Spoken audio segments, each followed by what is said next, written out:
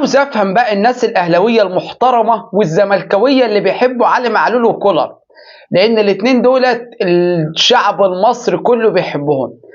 انت مشيت يا اهلي علي معلول لاسباب محدش يعرفها.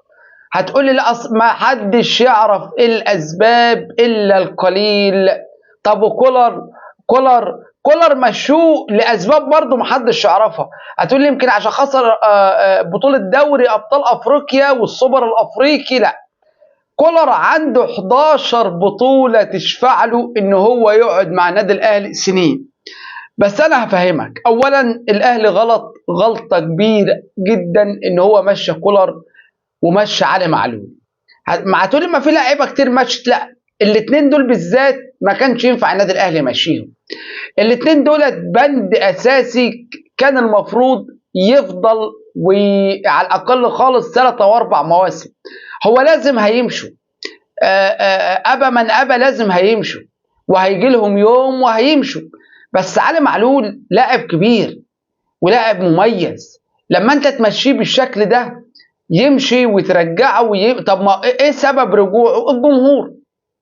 الجمهور حابب اللاعب. طب كولر الجمهور كان حاطط عليه حطه وحشه، فالنادي مشاه لانه بصراحه ظلم النادي في كذا ماتش.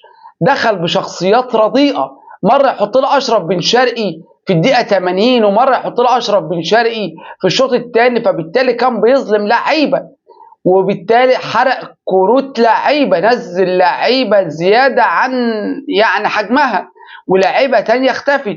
فكولر بصراحه انا من وجهه نظري كان ينقعد معاه ويتعمل له ترتيبات، بس ما يمشيش لانه لا، مدرب كبير. المدرب الحالي في النادي الاهلي والله انا مش محترف بيه اساسا بصراحه.